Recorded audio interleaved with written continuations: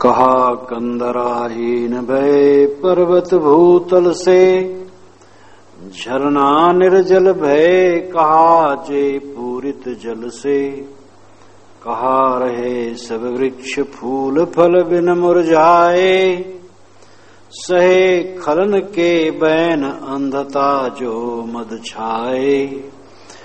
कर संचित धन जे स्वल्प हूँ, इतुत फेरे भ्रू विकटे। रे मन तू भूल न जाओ कहूँ, इन खल पुरुषन के निकटे। भर्तृहरि जी कहते हैं कि क्या पृथ्वी पर जो उनमें अब कंदराएं नहीं हैं, गुफाएं नहीं हैं, रहने की जगह नहीं है, क्या जो झरने हैं वे जल से रहित हो गए? क्या जो वृक्ष हैं बन के उनमें अब फूल फल नहीं लगते हैं? अगर पर्वत में गुफाएं हैं, रहने की जगह है, और झरनों में पानी है पीने के लिए, और वृक्षों में फूल फल हैं, तो फिर क्यों जो धन मद में उन्मत्त लोग हैं उनके सामने क्यों जाते हो? इन खलों के वचन क्यों सहते हो? जो अंधता में और मद में गर्क है, थोड़ा भी धन जो इकट्ठा कर लिए वह अपने विकट भ्रू को यानी टेढ़ी भौं को इधर उधर फेरते हैं और गुर्राते हैं, समझते हैं कि हम ही सब कुछ। हे मन, भूल करके भी इन खल मनुष्यों के निकट मत जाना, इनसे निष्प्रेह रहना। भर्तृहरि जी का जब समय था तो निश्चित है फल फूल रहे होंगे। झरना में जल तो अब भी है, और पर्वत में गुफाएं भी हैं, लेकिन फल वैसे नहीं। पहले वनों की अधिकता थी, इतनी अधिकता थी कि पूरा भूमंडल वन से ढका था। अभी 70-80 वर्ष पूर्व भारत की जनसंख्या आज की अपेक्षा करीब करीब 1/3 थी। भारत में ही बहुत जंगल था। मैंने स्वयं बचपन में देखा है, गोंडा जिला में जितना वन था और वो कहीं पता नहीं लगता। और आज से सैकड़ों हजारों वर्ष पूर्व तो पूछना क्या। तो गुफाएं तो हैं और झरनों में पानी भी है, लेकिन वनों में फल ये दुर्लभ है। कहीं कुछ थोड़ा मोड़ा हो सकता है। इसीलिए एक संत जब जंगल में घूम रहे थे और बस्तियों में भी,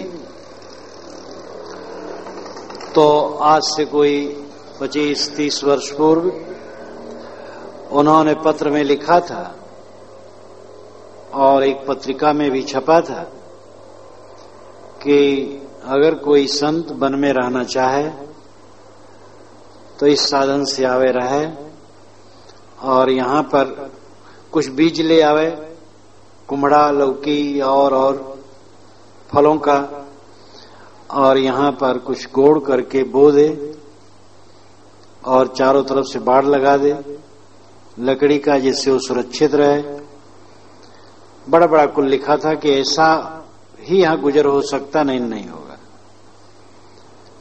तो सारा प्रपंच वही है जो सामान्य देहात में या मैदानी भाग में करना पड़ता है।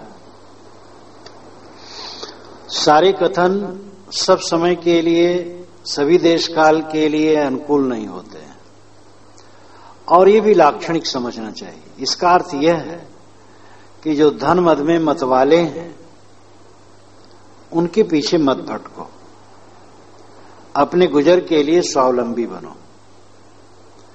गंगा तट गिरिवर गुफा वहां कहा नहीं ठोर, क्यों एते अपमान सो खात पराए गौर। गंगा का तट और पर्वतों की गुफाएं, क्या वहां जगह नहीं है? क्यों इतने अपमान से पराए कौर खा रहे हो? जो तुम्हें दुत्कार रहे हैं, जो तुम्हारा अपमान कर रहे हैं, उनसे अपनी रक्षा की कामना क्यों करते हो? मेरु गिरत सूखत जलधि, धरनी प्रलय हुई जात।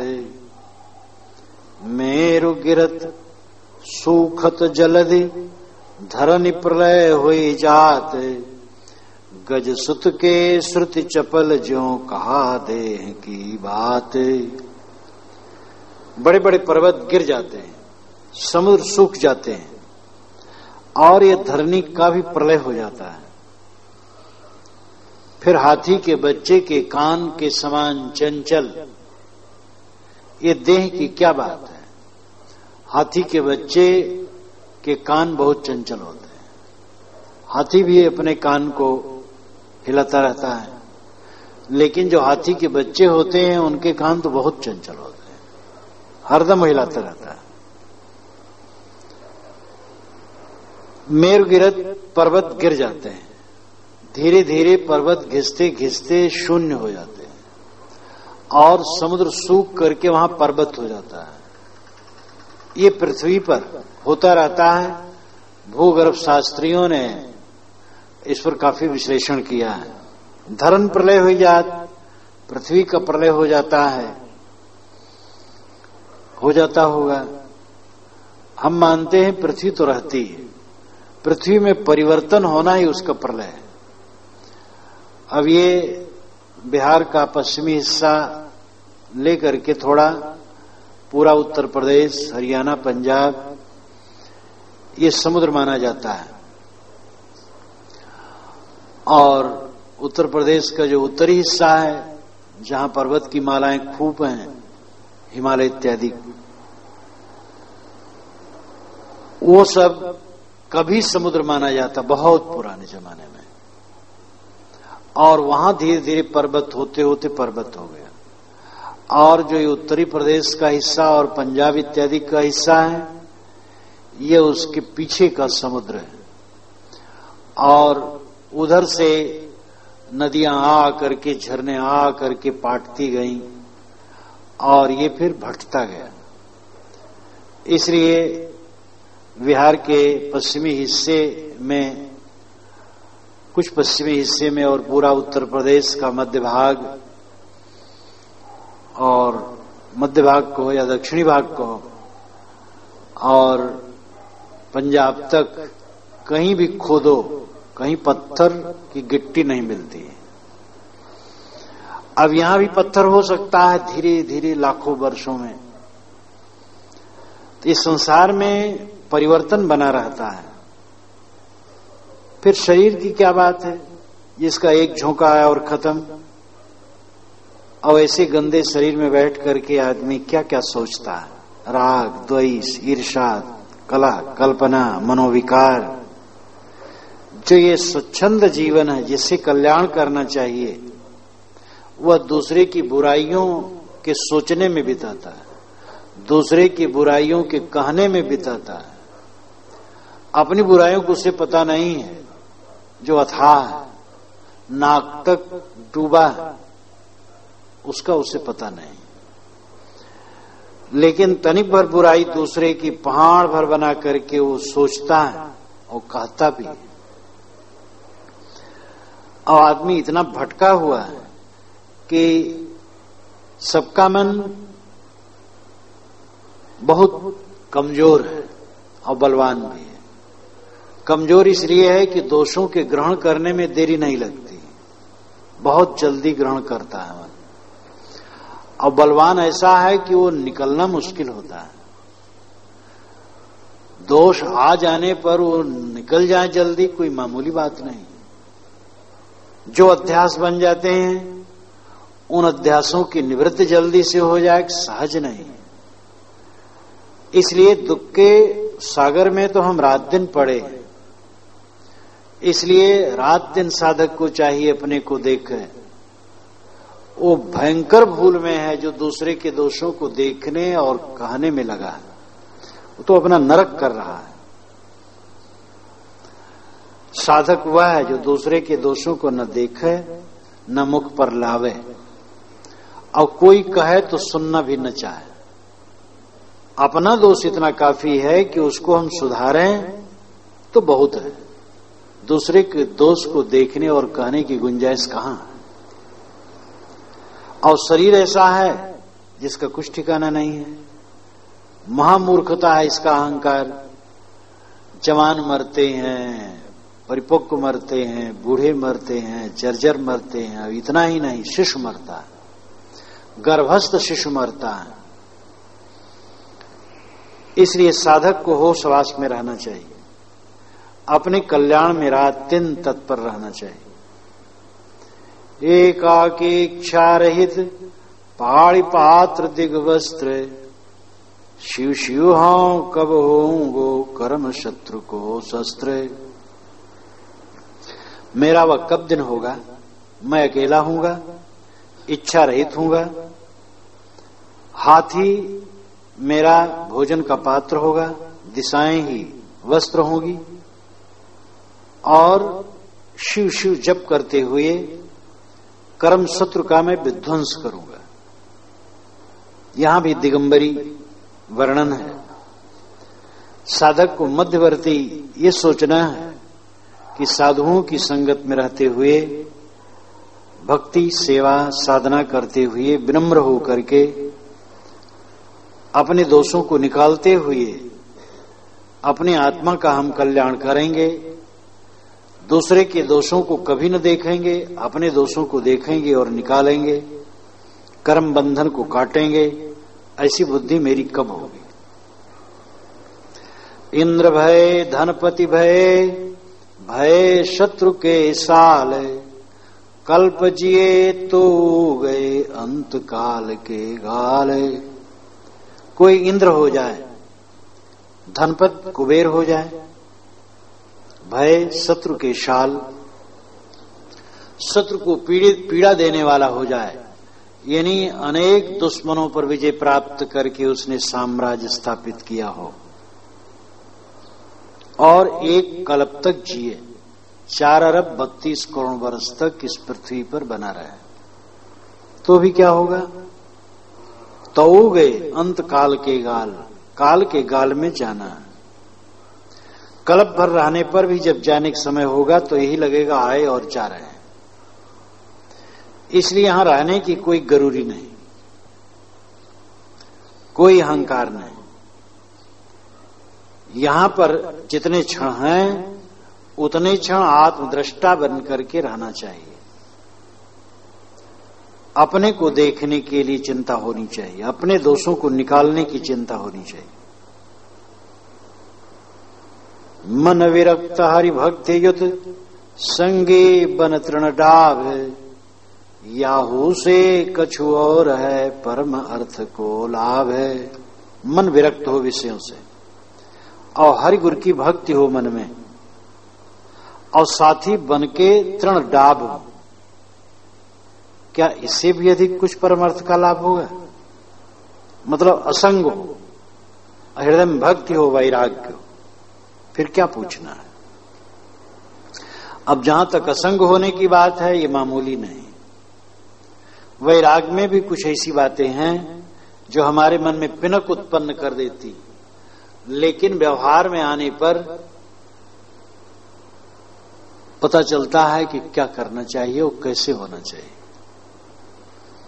कोई कितने साधक ऐसे सोचते हैं कि मैं ऐसा चाहता हूं, ऐसा भजन करूं, अकेले रहो और बस भजन करता रहूं।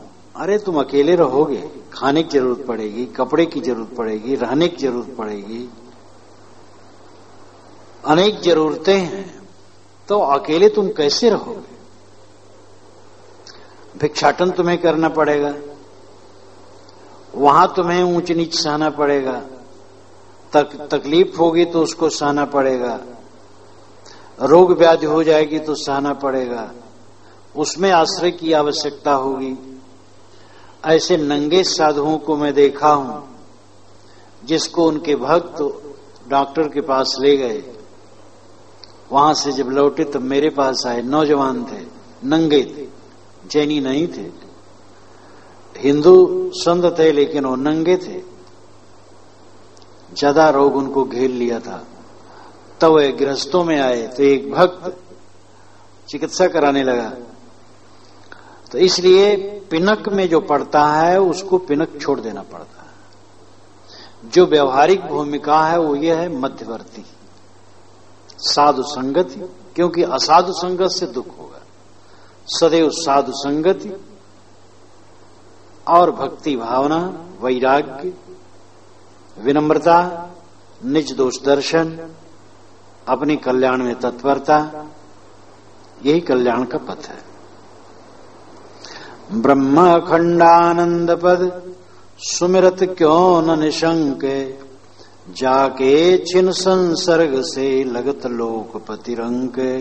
ऐ मन, जो ब्रह्म अखंडानंद पद है, निशंक होकर के उसका स्मरण क्यों नहीं करता? ब्रह्म शब्द बड़ा प्राचीन है। ब्रह्म नाम बड़ा, बृहत्वाद ब्रह्म, इसका दो ढंग से अर्थ होता है। बृहत्वाद जो बढ़ता रहे वो ब्रह्म, बृहत होने से ब्रह्म, बड़ा होने से ब्रह्म। तो जो विकासमान हो ब्रह्म, मूल रूप में माना जाता है। आग को ऋषियों ने ब्रह्म कहा था। थोड़ी जलाओ बढ़ती जाती है। उसके पश्चात आत्मा को ब्रह्म कहा, अच्छा को ब्रह्म कहा। ब्रह्म विहार महात्मा बुद्ध ने कहा, ब्रह्म विहार श्रेष्ठ विहार।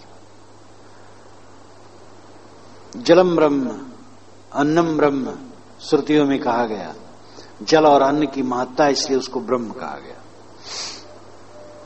किसी भी अच्छी चीज को ब्रह्म कहने का रस्म पहले था। सर्वोपरि ब्रह्म आत्मा ही है। मनुष्य का अस्तित्व बोध वही ब्रह्म है। तुम अपने आप ब्रह्म हो। सारी कामना और कुचाल और कुवासना छोड़कर अखंड ब्रह्मानंद पद का स्मरण करो, यानी निज स्वरूप का स्मरण करो। निज स्वरूप ही ब्रह्म है और उसके छिन्न संसर्ग से लोकपथ भी रंग लगता है। जो सारी कुचालों कुसंस्कारों को छोड़ करके अपने स्वरूप में स्थित होता है, जिस क्षण दुनिया किस खेत की मूली है, क्या उसके मन में आकर्षण रहेगा? बहुत दिन हो जाने पर भी जो साधक अपनी दशा में नहीं आते हैं वो काम नहीं करते हैं। आए बचपन में, रेख नहीं आई थी तभी आए, अब बाल पक गए, दांत भी उखड़ रहे हैं, फिर भी परिवर्तन नहीं। तो जो सुनते हैं समझते हैं, आचरण नहीं करते। आचरण न करने से चाहे जितने दिन बीत जाए आदमी वैसे वैसे रहेगा। बल्कि उल्टा हो सकता, हम इतने दिन के साधु हैं, हम इतना जानते हैं इसलिए बड़े हैं, ये और उल्टा हो जाएगा। जो भक्त होगा वो तो सोचेगा हम तो निम्न श्रेणी के, विनम्र भी होगा और निज दोष दर्शक भी होगा।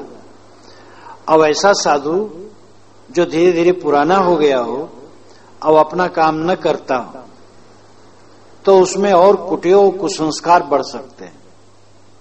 इसलिए सदैव सावधान रहना चाहिए। घोर जंगल है अपना मन। अगर अपने आप में द्वेष है, ईर्ष्या है, परनिंदा है, काम वासना है, क्रोध का उद्वेग है, मोह है, लोभ है, लालच है, तो कहां सुधार हुआ?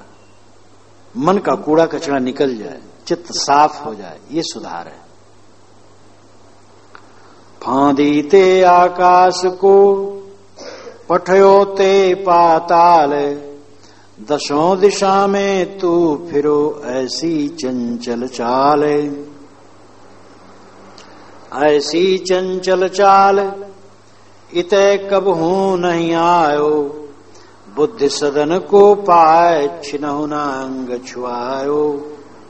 देखो नहीं निज रूप कूप अमृत को छायो, एरे मन मति मूढ़ क्यों न भव बारिद फांद्यो। फादी ते आकाश को पठयो ते पाताल। अय चंचल चित्त, तू आकाश में उड़ा और पाताल में गया, दसों दिशाओं में तू मुझे भटकाता रहा, लेकिन स्वरूप स्थित की तरफ न आया, निज दोष निवृत्त की तरफ न आया, अपने जीवन को मांजने और धोने की तरफ न आया। जो भोगों की कामना जितना तू करता रहा, क्या कल्याण के लिए ध्यान दिया? जो स्थूल बुद्धि बना करके बाहरी चिंतन जितना करता रहा, आत्मचिंतन किया, पराये दोषों को जितना देखता रहा, क्या उससे एक हिस्सा भी अपने दोषों को देखा? और अपने बुद्धि सदन में आकर, सद्बुद्धि गृह में आकर छिन्मात्र भी आत्मदृष्टा बना। अपना स्वरूप अमृत का कूप है, निस्वरूप ज्ञान, निस्वरूप स्थित अमृत का सागर है, लेकिन उसका दर्शन तो नहीं किया, उसका पान नहीं किया। ऐ मूढ़मन, तू संसार सागर को क्यों नहीं तरता है? साधक को यह समझना चाहिए कि मेरे साथी आजकल में एक एक उठ जाएंगे, उठ रहे हैं बराबर। मेरी निंदा करने वाले मर जाएंगे और मेरा शरीर भी मर जाएगा। मेरी प्रशंसा करने वाले मर जाएंगे और मेरा शरीर भी मर जाएगा। तो ये जो कूड़ा कबाड़ है, बकबक, ये सब मरता रहता है। मैंने अपने जीवन में देखा, साध मार्ग में आया, उस समय का वेशधारियों का बकबक मिट गया, वो वेशधारी भी मिट गया, उनका बकबक भी मिट गया। और 10-15 वर्ष के बाद देखा, जिन लोगों का बकबक, उनमें भी बहुत लोग मर गए और उनका बकबक भी खत्म हो गया। पीछे देखा, पीछे वही दशा, अच्छे लोगों को भी शरीर छूटा, अच्छे लोग ही सफल हुए, और कलह कल्पना में जो पड़े रहे, वे अपना नुकसान किए, दूसरे के नुकसान किए और चले गए।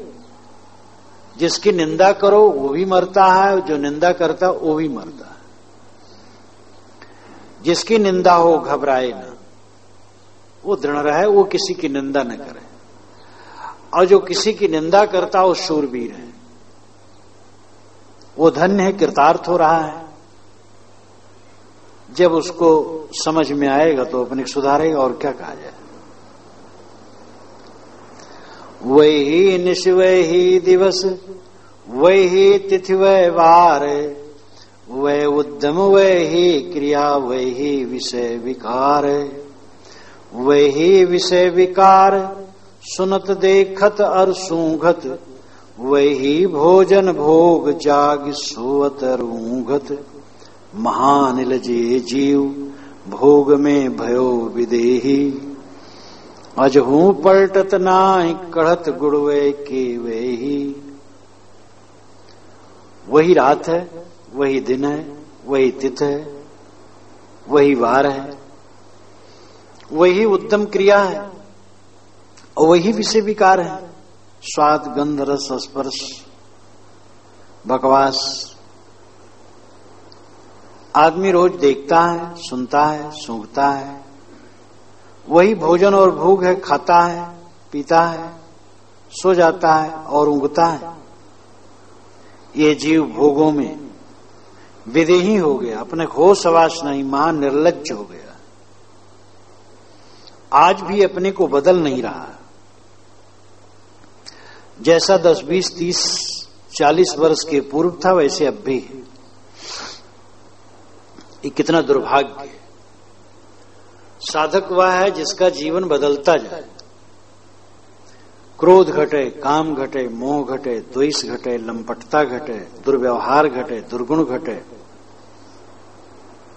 सारे दोष घटते जाएं, ये उसकी उन्नति। अगर दोष बढ़ते गए तो विनाश है। सावधान न रहे, जीवन मुक्त भी विचलित हो जाएगा। आज से 30 वर्ष के पूर्व जो सदगुरु विशाल साहब से मैंने पूछा कि क्या साहब जीवन मुक्त भी भटक सकता है? उन्होंने कहा जीवन मुक्त क्यों भटकेगा, उस दशा में होगा तो उस दशा के समान तो और कुछ है ही नहीं है, तो भटकेगा क्यों। लेकिन अगर वो जिस रहनी से वो दशा में है वो रहनी ढील करने लगेगा तो भटक जाएगा। इसीलिए कहा जब लग है यह देह प्रारब्ध भुलावन पूर्व की, तब लग शत्रु मने विनय करो ही स्वार्थित। तो जब तक शरीर है असावधानी बरते तो परम विवेकी भी भटक जाएगा। परम विवेकी है तो भटकेगा क्यों, नहीं भटकेगा। लेकिन ये सावधानी उसे भी चाहिए, ये निर्भय न हो। अगर कहीं ढील हुआ तो भटक जाएगा। और ढील होने के साधन संसार है, अनुकूलता है, प्रतिकूलता है, प्रशंसक हैं, निंदक हैं, भलाई बुराई करने वाले हैं। कहीं किसी की प्रशंसा में फूल गया, कहीं किसी की बुराई करने से पचक गया और उसमें राग द्वेष वाला हो गया तो भटक जाएगा। और ये भी देखा गया है बड़े बड़े पुरुषों की भी बुराई करने वाले हुए हैं, निर्मल पुरुषों को, जीवन मुक्त पुरुषों की बुराई करने वाले हुए हैं। और ऐसा भी हुआ है कि उसी समाज के लोग बुराई करने वाले हुए हैं। जो गुरु माने सेवा की उस सेवा में भी लगे रहते थे और समझ बुराई भी कर देते थे, तो क्या कहा जाए।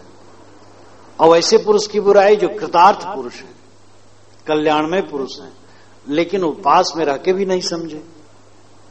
कमल के पेड़ के पास मेढक रहते हैं लेकिन कमल को नहीं जानते।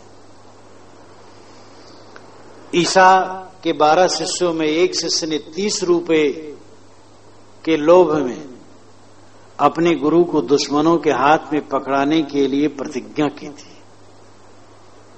ये तो 12 शिष्य उनके रहते थे साथ में, तो दिन में आकर के मंदिर में वहां पर प्रचार करते थे और पशु वहां बहुत पशु रखे जाते थे और बेचते थे वध करने के लिए, उसका वे विरोध करते थे। ईसा दयाल थे और कहते थे कोई करे लेकिन बाहर से लाए, यहां क्यों व्यापार किया जाता है। एकदम नहीं कह पाते थे लेकिन रोकते थे और वहां के ऐश्वर्य और भोगी जीवन से घृणा करते थे और खंडन करते थे और ज्ञान वैराग की बात बताते थे। पुरोहित लोग चिढ़ गए थे और उस समय के रजवाड़े पुरोहितों के हाथ में होते थे, तो रजवाड़े भी चिढ़ गए थे। तो उन 12 शिष्यों में एक शिष्य को 30 रुपए पर तय किया गया कि तुम ईसा को पकड़ा दो। तो उसने कहा रात में आना। वे फिर मंदिर से चले जाते थे, मंदिर ही आसपास रहते थे, दिन में प्रचार करते थे फिर चले जाते थे। एक पर्वत पर वहां रहने की जगह थी, तो कहा कि रात में आना और जिसका हाथ में चूम लूंगा समझ लेने का वही ईसा है। तो दुश्मन लोग, शत्रु लोग जब पहुंचे तो सब भाग खड़े हुए, ईसा नहीं भागे। 12 भाग खड़े हुए और ईसा नहीं भागे तो स्वाभाविक को लोग समझ गए कि यही है, चूमना उमना नहीं पड़ा। अब ईसा जैसे पुरुष तो भागने वाले नहीं है और सब भाग खड़े हुए। तो ये दशा है। इसलिए जीवन मुक्त पुरुषों, जो कि अपनी आंखों से देखा गया है, जीवन मुक्त पुरुषों, कृतार्थात्मा पुरुषों की भी निंदा करने वाले उन्हीं के शिष्यों में हुए हैं और उन्हीं के पास में रहने वाले हुए हैं और उनको नहीं समझ सके। न ज्यादा करें तो निंदा तो न करें और न कुछ कर पाए, लेकिन क्या किया जाए। तो अजहू पलटत नाही कढ़त गुड़वे के वे ही। भरत जी कहते आज भी तू पलट नहीं रहा है, वही गुण तेरे उभर रहे हैं, वही गंदगी, वही दिन है, वही रात है, वही भोजन है, वही सारी चीजें हैं, वही देखता सुनता सूंघता है, नई चीज क्या है? इसलिए बाहर का आकर्षण छोड़, अपने को समझ, अपने को निखार, अपने को शुद्ध कर। पृथ्वी परम पुनीत पलंगता को मन मान्यो, तकियाय अपनो हाथ गगन को तंबू तान्यो, सोहत चंद्र चिराग बीजना करत दसों दिस, बनिताय अपनी वृत्ति संग ही रहत दिवस निश, अतुल अपार संपत्ति सहित सोहत है सुख में मगन, मुनिराज महानिर्पराज ज्यों पौड़े देखे हम दृगन। ऐसे महान सम्राट को मैंने देखा है कि जिन्होंने पृथ्वी को अपनी पलंग मान लिया है और अपने हाथ को तकिया बना लिया है और आकाश का तंबू तान लिया है, चंद्रमा का चिराग बना लिया है और दसों दिशाओं को पंखा झलने वाला बना लिया है, नौकर। स्वरूप स्थित की वृत्ति अपनी पत्नी बना ली जो रात दिन साथ में रहती है। इस प्रकार अतुल और अपार संपत्ति के सहित सुख में मगन ऐसे मुनिराज महासम्राट को मैंने पौड़े हुए अपने आंखों से देखा है। ये सारे अलंकारों में निश्चिंतता, निष्फिक्रता और वैराग का ध्वनन है। आदमी नंगा न रहे और आदमी छाया में रहे, कोई हर्ज नहीं, निश्चिंत हो, निष्फिक्र हो, भोगों की कामना वाला न हो, कोई ये कामना ना हो ये चीज मिले तो खाऊं, ऐसा मिले तो पहनूं, ऐसा मिले तो उपयोग करूं, निष्काम रहे। जो उपलब्ध हो सहज विवेक पूर्वक उसमें बर्ताव करे और सब समय निष्काम रहे। कहा विषय को भोग परम भोग एक और है, जाके होत संयोग नीरस लागत इंद्र पदे।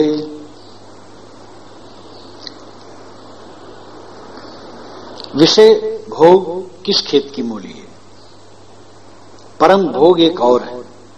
विषय भोग तो इंद्रियों को उत्तेजित करते हैं, मन को चंचल करते हैं और आदमी का पतन होता है। जो परम भोग है वो और है। परम भोग है आत्मस्थित, स्वरूप स्थित, जिसके संयोग मात्र से इंद्र पद भी फीका लगता है। निष्काम होकर के स्वरूपस्थ होने पर सारे विकार धुल जाते हैं और सब कुछ तुच्छ लगने लगता है। श्रुति और स्मृत पुराण पढ़े विस्तार सहित जिन, साधे सब शुभ कर्म स्वर्ग को थान लहो तिन। कहत ताहु चाल काल को ख्याल भयंकर, ब्रह्मा और सुरेश सबन को जन्म मरण डर। ये बणिक वृत्त देखी सकल, अनंत नहीं कुछ काम की। अद्वैत ब्रह्म को ज्ञान यह एक ठोर आराम की। वेदों का और स्मृतियों का और पुराणों का विस्तार पूर्वक अध्ययन करके जिन्होंने शुभ कर्म साधा, बड़े बड़े यज्ञ किए, कहा जाता है वे स्वर्ग में निवास पाए। लेकिन ये भी कहा जाता है कि वहां भी काल की भयंकर चाल है। छिड़े पुड़े मृतलोके विसंत, स्वर्ग भी क्षीण हो जाता है। ब्रह्मा और इंद्र को भी मरने का डर है और मर करके फिर उनको भी जन्मना है। इसलिए वैरागवान कहते हैं ये कर्म कांड भी सब बणिक वृत्ति है। बनिया खरीदता और बेचता है, तो ऐसे कर्मकांड है। पुण्य करो स्वर्ग पाओ, ये अनंत नहीं, इसलिए कुछ काम की नहीं। एक ही जगह आराम की जगह है, अद्वैत ब्रह्म का ज्ञान। अद्वैत मतलब अकेला, ब्रह्म मतलब श्रेष्ठ। ये जो आत्म अस्तित्व है, निस्वरूप है, यही ब्रह्म है। वासनाओं को छोड़ देने पर अकेला है। अपनी असंगता का बोध, यही आराम की जगह है। लेकिन ये समझ लो, इस असंगता का बोध संग में ही संभव है। जो साधक, कुछ साधक में पिनक आती है एकदम निवृत्ति की। प्रवृत्ति में निवृत्ति और निवृत्ति में प्रवृत्ति है। बिल्कुल निवृत्त होकर के साधक नहीं रह सकता। बहुत मजाया हो, उम्र भी हो गई हो, ज्ञान वैराग से खूब मजा हो, और कोई प्रवृत्ति न ले, चुपचाप पड़ा रहे अपनी दशा में, वो अपने को बनाए रहे तो हो सकता है, कोई बिरला। और सामान्य साधक निवृत्त होकर के एकदम बाहर से बह जाएगा। मैं तो ये बराबर कहा करता हूं कि नए साधकों को अध्ययन ज्यादा करना चाहिए ध्यान की अपेक्षा। ध्यान कुछ करे, अध्ययन ज्यादा करे। अध्ययन से चिंतन बढ़ेगा, वैराग बढ़ेगा, और बिना मन उतना तैयार हुए बहुत समय तक वो बैठा रहेगा। समय समय से तो मन इधर उधर दौड़ाएगा और उन्हीं वासनाओं को उठाए धरेगा। वो पिनक से काम नहीं चलता है। जो स्थित है उसको देखने की जरूरत है। जो कोई प्रवृत्ति नहीं लेता है, सोचने के लिए उसको भी चीजें मिलती हैं। जंगल में जाके बैठो, सोचने की बहुत चीजें मिलेंगी। एक गिलहरी दौड़ रही, एक बंदर कूदा है, इसी को तुम घंटों सोचते रहोगे, क्योंकि बिना सुबह सोए सोचने की चीजें मिलती रहती हैं। और प्रवृत्ति लेकर सेवा करते हुए अगर गुणग्राही दृष्टि है तो अपने को मांझते मांझते आदमी सुबस कर लेता है। ये मैं पुस्तक देख के नहीं कह रहा हूं, ना अंदाज के, जीवन में अनुभव करके कह रहा हूं। जब से गुरु शरण में आया, प्रवृत्ति ही कहना चाहिए और निवृत्ति भी। समाज में रहा, गुरु के साथ में रहा, संत के साथ में रहा और सेवा में लगा रहा। जो मोटी सेवा बन सकी वो भी किया, लिखने पढ़ने का काम किया, स्वयं अपने हाथ पुस्तक बेचा, प्रवचन करता था। प्रवचन खत्म हो, पुस्तक लोग चाहें तो अंदर चला जाऊं, बंडल उठा लाऊं, अपने आसन के सामने रख लूं और बेच दूं। प्रतिलिप भी करता था। प्रतिलिप करने वाले और लोग थे, बेचने वाले और लोग थे, किए, शुरू से साथ देते थे। लेकिन स्वयं भी मैं समय से किया। मूल लिखूं, प्रतिलिप भी कर लूं, पुस्तक अपने हाथ से बेच लूं और प्रवचन करूं, दोनों समय बीजक पढ़ाऊं, पूरी सभा को बीजक पढ़ाऊं और रात में प्रवचन करूं और पुस्तक भी बेचूं। कई बार ऐसा पढ़े संजोग, छत्तीसगढ़ में पुस्तकें सब पेटियां सब कस गई हैं बैलगाड़ी पर। इतने साहब हमें अमुक पुस्तक चाहिए। अब साथी लोग सब चल रहे हैं, पैदल चलते थे, तो मैं रुक जाऊं और बैलगाड़ी पर चढ़ जाऊं, पुस्तक खोल करके बेच दूं, फिर बांध के कस दूं, तब चलूं। साथी लोग आगे निकल जाएं, मैं पीछे पीछे चला जाऊं। जहां से चलता था आसन, बैलगाड़ी में सामान भरा जाता था। वो जीप का समय तो था नहीं, अब तो जीप हर जगह है। तो मैं खड़ा होकर के उसको कसवा देता था कि ऐसा न ढील ढाल हो गिर जाए, असावधानी कोई न कर दे। और कोई ऐसा जिम्मेदार जब व्यक्ति जिम्मेदारी ले ले तो चला जाऊं। और इस प्रकार सब काम करता रहा और मुझे लाभ हुआ। ऊंचा नीचा भी सहने को मिला, वो भी सहता रहा और उसमें मुझे सहने में भी लाभ हुआ। ऊंचा नीचा मिला, उसमें लाभ हुआ। मेरी जो बुराई किए उसमें मेरा लाभ हुआ, भलाई किए उसमें तो लाभ कुछ नहीं। इसलिए जो हमारी भलाई करते हैं वो हमारे लिए कोई अच्छे आदमी नहीं, हमारी जो बुराई करता हो वो हमारे लिए अच्छा है। और ये सब किया और देखा और अभी भी जो बन सकता कर रहा हूं, लेकिन ये सब में मुझे लाभ हुआ। मैं अपने आप को इसमें कसा, मेरा हित हुआ, अपने आप को तौला और सही पाया।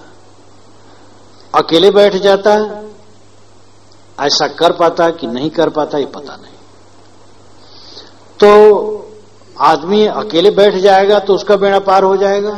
देख ले, कोई एक दिन देख ले अकेले बैठा रहा है तो कितने समय वो सही दशम रहेगा और कितने समय उसकी वासनाएं भटकाएंगी। वो एक कागज पर लिखता रहे और दिन भर का सब लिख डाले, वो कागज किसी को दिखा नहीं पाएगा। 1 घंटा कागज नहीं दिखाएगा, दिन भर क्या दिखा पाएगा। इसलिए भक्ति की बड़ी जरूरत है, सत्संग की बड़ी जरूरत है, आधार लेकर के रहने की बड़ी जरूरत है। जल के तरल तरंग जात जो जात आयु यह, जल के तरल तरंग जात जो जात आयु यह, यौवन हूं दिन 4 चटक की चौप चाह च,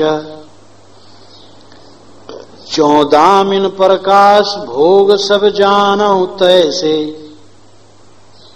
तैसे ही यह देह अथिर स्थिर हुए कैसे। सुनिए मेरे चित्त तू हो ब्रह्म में लीन गति, संसार अपार समुद्र तर करिनौ का निज ज्ञान रति। जैसे जल की तरल तरंग, उसी प्रकार आयु भागी जा रही है। समुद्र के किनारे जाके देखो, हा हा करते हुए उसकी तरंगे उठती और गिरती। हमारी आयु इसी प्रकार भागी जा रही है। जवानी भी 4 दिन की है, इसकी चटक मटक, जवानी का सौंदर्य और माधुर्य और लावण्य ये बहुत थोड़े दिन में समाप्त हो जाती है। जैसे दामिन का प्रकाश, बिजली का प्रकाश सारे दृश्य को क्षण मात्र के लिए आलोकित कर देता है, लेकिन तुरंत बुझ जाता है और घोर अंधकार हो जाता है। सारे भोग ऐसे, सारे संयोग ऐसे। कई बार लगता है कई नेमी प्रेमी चारों तरफ से सेवा में लगे हैं, खूब गामागामी पूजा आरती सत्कार, और 10 मिनट के बाद वो सब खिसक जाते हैं और लोटा लेकर के टट्टी करने के लिए स्वयं कहीं जाना पड़ता है, ऐसी जगह में जहां मच्छर परेशान करते हैं। और साथी लोग वहां मच्छर भी हाँकने नहीं आ सकते। ऐसी दयनीय दशा है ये सब। और इसी को मान लिया है कि ये बड़ा ऐश्वर्य है, बड़ा भोग है। आरती हो जाए तो बड़ी बड़ाई हो गई। क्या बड़ाई हो गई? हम आरती किसी कर लें, अच्छा, हमारी कोई आरती कर ले तो हम बड़े हो गए। ऐसी अगर बुद्धि तो हमारी मूर्खता। कितने लोग तो चरणोदक महाप्रसाद देने के लिए इतने आतुर होते हैं। ले लो ले लो, अरे ले लो, हमारा प्रसाद है, ले लो, चरणोदक ले लो, अपने से धो करके दे देंगे, ले लो। इतने बड़े तुम हो गए हो, तो लज्जा करनी चाहिए। हमारे में क्या बल है? हम अपना उद्धार कर लें इतना बहुत है। तो जिसको हम बहुत मानते हैं, कुछ नहीं, ये देह चंचल है, आजकल में लुप्त हो जाएगी। ऐ मेरे मन, तू आत्मा में लीन हो, ये निस्वरूप ही ब्रह्म है, श्रेष्ठ है, सतपद है। वासनाओं को छोड़ अपने आप में स्थित हो, अपार संसार सागर से पार हो और अपने ज्ञान की नौका कर बैठ करके संसार सागर से पार हो जाए। ज्यों सफरी को फिरत लख सागर करत न छोवे, अंडाले ब्रह्मांड का त्यों संतन को लोभे। सफरी छोटी छोटी मछली होती और उनके कूदने फांदने से समुद्र में क्षोभ नहीं होता कि समुद्र उसमें आंदोलित हो जाए, उसका पानी बाहर चला जाए। इसी प्रकार पिंड से ब्रह्मांड तक के जितने पदार्थ हैं संत उसके प्रति लोभ नहीं करते। काम अंध जब ही भयो तिय देखो सब ठौरे, अब विवेक अंजन कियो लख्यों अलख सिर मोरे। जब मैं कामांध हुआ तो सर्वत्र देखा स्त्री स्त्री,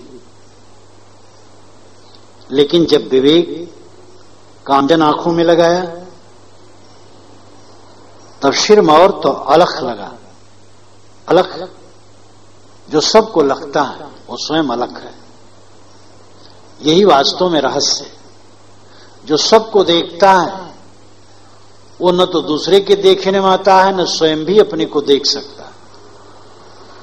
मैं सबको देखता हूं लेकिन अपने को नहीं देख सकता हूं, मुझे दूसरा भी नहीं देख सकता है। एक ऐसा अद्भुत है।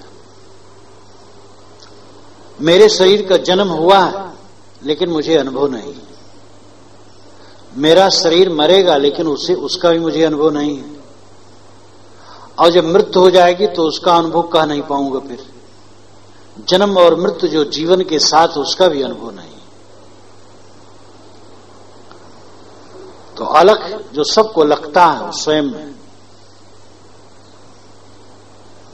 और जब अपने स्वरूप को समझा, अपनी स्थिति में आया तो कृतार्थ।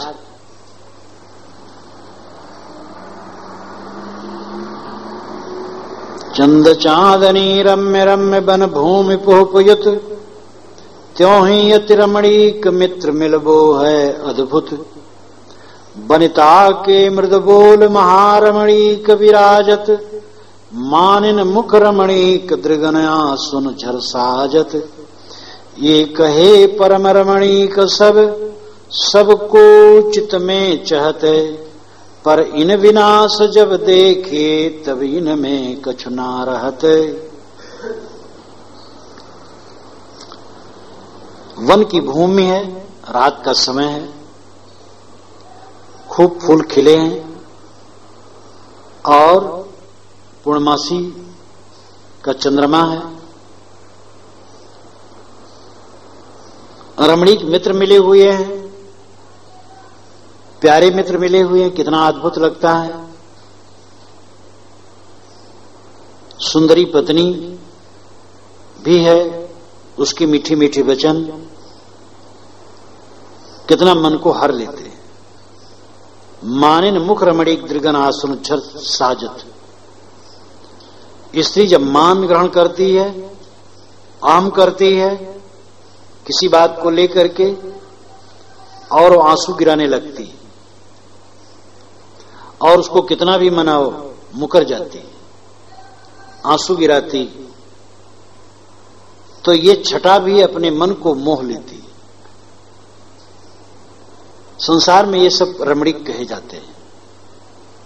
वन भूमि हो, चंद्र चांदनी हो, रमणीक मित्रों का मिलना हो, सुंदर पत्नी अनुकूल पत्नी का मिलना हो, और जब वो अहम करके रूठती है और आंसू गिराती, ये सब छटाएं मन को मोहती और खींचती, ये सब रमणीक कहे जाते हैं। और सभी संसारी इन सब को अपने मन में चाहते हैं कि मिले, लेकिन इन विनाश जब देखे तब इनमें कछ ना रहा। जब इनके विनाश को हम देखते हैं तो इनमें कुछ नहीं रहता। जो ज्योति पत्नी आंसू गिराते हुए रूठती थी और उसकी अदा अपने को खींचती थी, कुछ ही दिन में वो बूढ़ी हो गई और उसके तरफ देखने भी मन नहीं करता। जो एक दिन स्वर्ग लगती थी वही नरक लगती है। थोड़े दिन में सब कितना विकृत हो जाता है,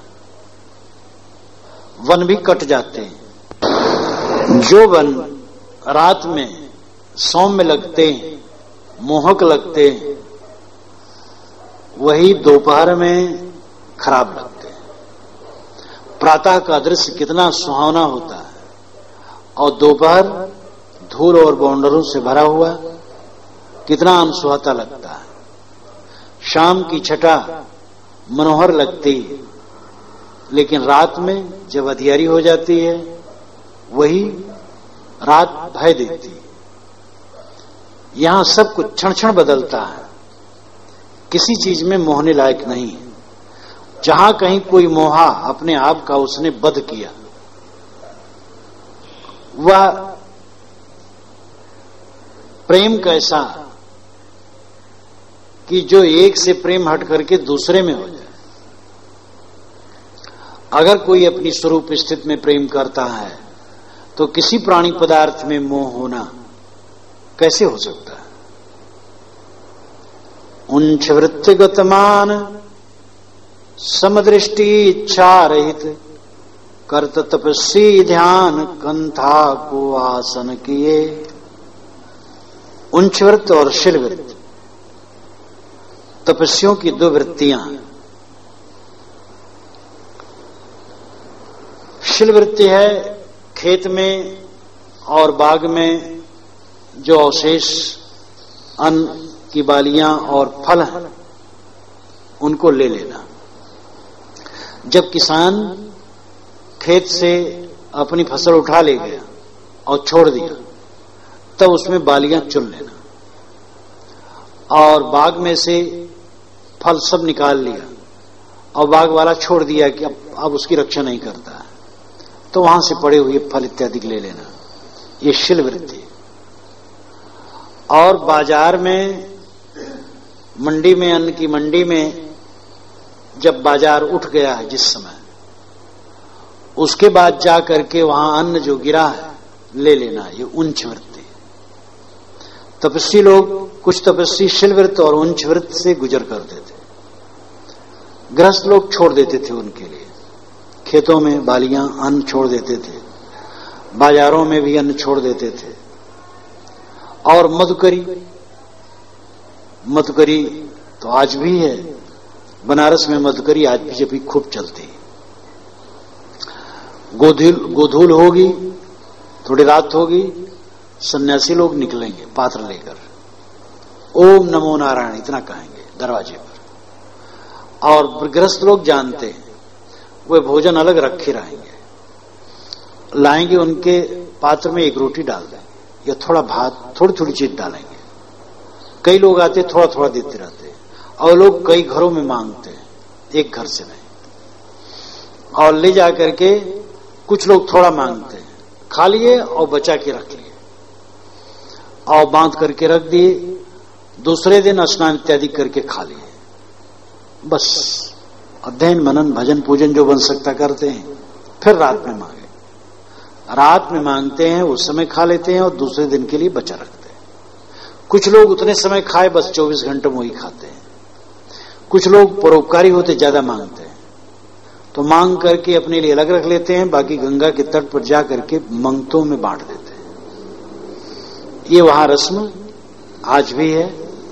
काशी में 57 से 75 तक रहने का अवसर पड़ा और देखा। वैरागवान कहते हैं उंच वृत्ति गतमान समदृष्टि इच्छा रही। उंच वृत्ति है, भोजन मिल गया जो कर लिया। उंच वृत्ति का तो खास अर्थ है दाना बटोर करके पकाया खाया। यहां सामान्य अर्थ ये मानना चाहिए जो मिल जाए खा लिया। समदृष्टि इच्छा रहित, समदृष्टि, मोह बैर नहीं, निंदा प्रशंसा नहीं। प्रशंसा ज्यादा मत करो किसी की, और निंदा तो बिल्कुल ही न करो। इच्छा रहित, कोई इच्छा नहीं। कंथा को आसन किए कर तपस्वी ध्यान। गुदड़ी का आसन बना लिया और तपस्वी ध्यान करता है। हरि मेदनी मात तात मारुत सुनहरे, तेज सखा जल भ्रात व्योम बंधु सुन मेरे। तुमको करत प्रणाम हाथ तुम आगे जोरत, तुम्हारे ही सत्संग सुकृत को सिंधु झकोरत। अज्ञान जनित या मोह मिट्यो तिहारे संग सो, आनंद खंडानंद को छाए रहो रस रंग सो। अय पृथ्वी माता, अय हवा पिता, अय आग भाई मित्र, और अय जलभ्रात, और अय आकाश बंधु, तुम्हारे सामने हम हाथ जोड़ते हैं, तुम्हारा प्रणाम करते हैं। तुम्हारे द्वारा संगठित इस शरीर में हमने बोध वैराग का काम करके संसार सागर से तरने का साधन किया, साधना की। ये शरीर से हम उपकृत हैं, और शरीर मिट्टी पानी आग हवा आकाश से बना है। इसलिए अजड़ तत्वों, तुम लोग मानो माता हो, पिता हो, मित्र हो, भाई हो, बंधु हो, और तुमने शरीर संगठित करके हमारे साधन के लिए एक अच्छी भूमिका उपस्थित की, और हमने सारी वासनाओं का त्याग करके अपना कल्याण कर लिया है। अज्ञान जनित के मोह मिटो तिहारे संग सो, तुम्हारे संग से अज्ञान जनित मोह मिट गया है। अब अखंड आनंद का रस निरंतर छाया है। अब तुमसे हम विदा लेते हैं सदा के लिए। तुम्हारा उपकार हमारे ऊपर बहुत है, अब फिर मुलाकात न होगी। सदा सदा के लिए विदा ले रहे हैं, और तुम्हारा हम उपकार मान रहे हैं। इस प्रकार वैराग्यवान इस संसार से विदा लेते हैं। ये उच्च भावना जिसके मन में हो, कहां मलिनता आ सकती है? साधक के मन में जो मलिनता आती है वो अपनी दशा में नहीं रहता, और अपनी दशा में रहने के लिए काम नहीं करता। जहां रहे वो काम करे। भंडारी भंडार में है तो चेष्टा से काम करे, ये न सोचे वो काम वो कर ले तब मैं ये करूं। दौड़ दौड़ के करे, चेष्टा हो। स्वयं मेरा अनुभव जब मैं भंडार बनाता था, मेरे मन में होता था मैं सब कर डालूं। शौक, बिना शौक फकीरी मिट्टी। कोई काम करो शौक से करो। झाड़ू लगाओ शौक से लगाओ, बर्तन मांजो शौक से, कोई सेवा कर, नाली साफ करो शौक से, किसी की टट्टी फेंकना हो शौक से करो। तत्पर होकर के करो। तत्पर होकर के करोगे तो उत्तम फल होगा, चित्त शुद्ध होगा।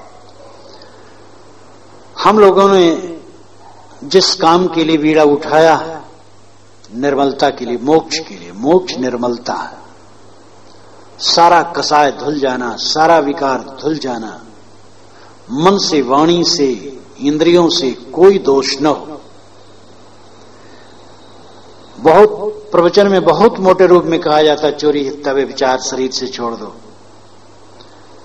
और वाणी से गाली निंदा झूठ छोड़ दो, मन से ईर्ष्या क्रोध मान छोड़ दो, मानछल छोड़ दो। बहुत मोटे रूप में कहा जाता, माना जाता है भक्तों का अहंकार है। इसकी गहराई में जाए तो हमारे में ये सब कूड़ा कचरा कितना है देखें। कितनी ईर्ष्या हमारे में है, कितनी निंदा है, कितना झूठ है, कितना छल है, कितना अहंकार है, कितनी मन की मलिनता है। तो ये सबको समझें और छोड़ें, ये हमारा काम है। साधु को है काम यह बजे न तन के कोट, रैन दिवस संग्राम कर मेट वासना खोट। शरीर के किला में फंसे न और रात दिन संग्राम करके खोटी वासनाओं को मिटा दे।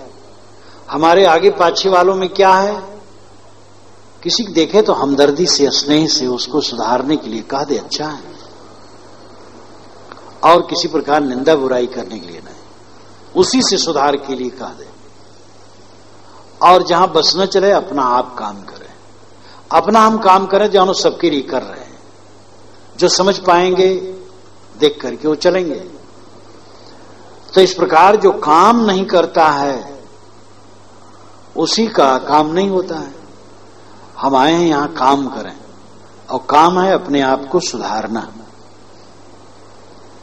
जो अपने आप को सुधार लेगा, चित्त निर्मल हो जाएगा, उसकी ये दशा आ जाएगी, वो संसार से विदा मांग सकेगा। इतना साहस का स्वभाव बन जाएगा, स्थित बन जाएगी, और कहेगा आए संसार अब मैं तुमसे सदा के लिए निवृत्त हो रहा हूं, बहुत बहुत तुम्हारा उपकार।